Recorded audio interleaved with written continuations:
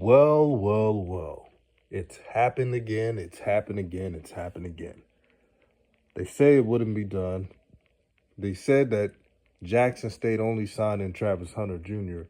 will be it for Jackson State, that they won't have any more surprises. But what has me, as well as the CFL podcast, SWAC Buzz, and many others have been saying, even Blue Bloods pointed this out, expect more big-time signings. They thought it was a bluff because we don't work for old media. We're independent. We do things for ourselves. So they called it cap. Look now. I had people hitting me up. They said, DJ, you guys were right this whole time. I try to tell you guys. Hey, man, people send us so many DMs of what's going to happen. It's crazy. But look, man. This is amazing. This is truly amazing. Kevin Colman. I repeat, highly rated Kevin Colman, one of the top receivers in the country, just announced the signing of Jackson State at the All-American game, that is. And I'll chime in.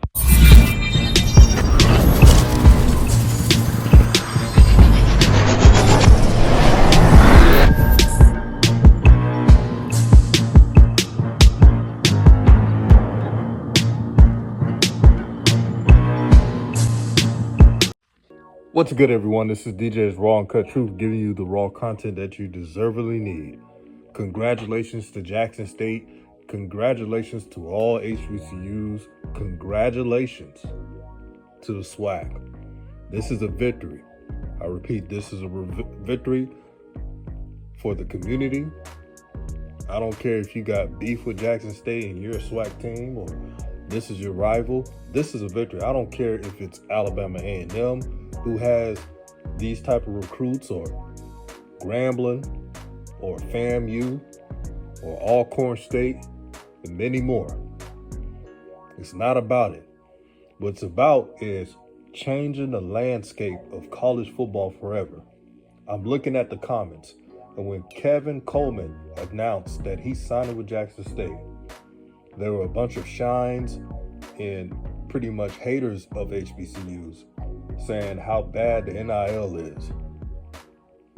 Now, number one, you don't know if he signed to Jackson State for an NIL deal. But they're picking holes and trying to find problems just because these brothers are not going to the PWIs. And there's nothing against PWIs, but the mission is always to keep these brothers home.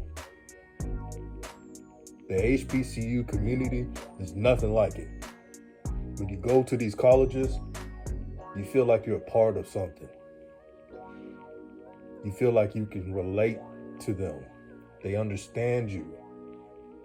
As soon as you commit, this is not a 4-year decision. This is a lifetime decision. That's the difference. But nonstop hating, but it doesn't matter.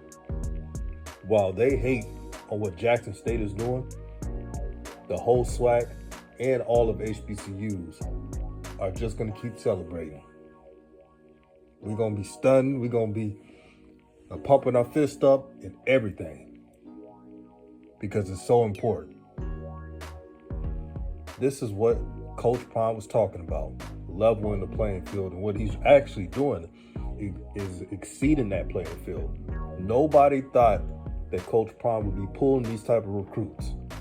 Now, I knew this was possible, but at this level, man, I don't think anybody saw that coming. Not at this level. And if they ever said that, then I didn't see anybody thinking that Coach Prime was going to get nothing but 5 stars. But the game is set now. Today's kids, they're not like generations before. They most likely look at their options and they know that, hey, I can still go to the NFL no matter what school I go to and commit to. And that's true. Everybody think that if you go to Alabama, you're automatically a first-round pick. That's not always true. There's some players in Alabama or Florida or any of those elite SEC schools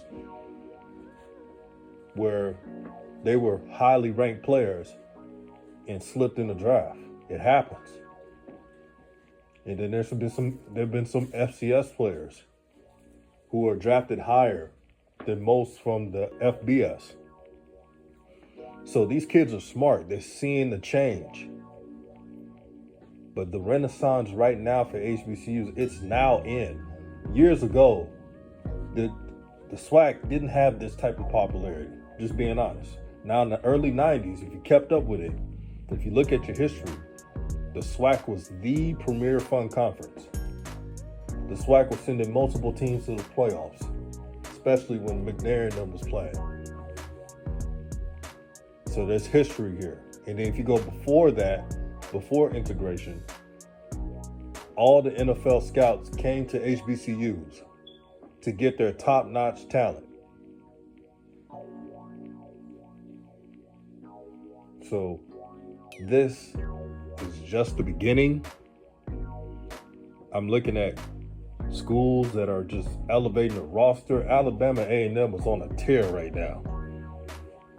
Alabama A&M, just one of the schools, and I'm going to list some more, but Alabama A&M, they're trying to win the SWAC and try not only do that, but trying to win the whole thing. That's how they're treating recruiting. They're going into that transfer portal meaning business. And then Grambling State,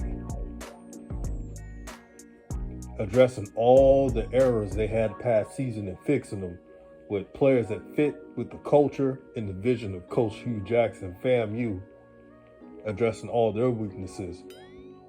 Jackson State, addressing everything they need to do. And I know people are going to say this in the comment section, what about offensive linemen? That's coming. The thing with offensive line, you got to find the right one. And you got to find the type of offensive linemen who are the real deal. So you got to scout them more thoroughly. You can't just get any big old offensive lineman and then be surprised when you get this transfer or this recruit that they're not as tough as what their measurables are. That's the downside of it. But patience, Jackson State, because I know they're gonna say there's too many wide receivers, and that's not the point. The point is always filling up talent. You got to have a 2 or a 3 deep in every position. So that's the goal. But this is DJ's Raw Cut Truth, giving you the raw content that you deservedly need. Shout out to SWAC Buzz, the CFL podcast, Between the Game Sports, Hoop Jargon, and many more, the Blue Bloods, Coach Simmons, the OG, Tomorrow Leader Sports Network, another OG, and so many more.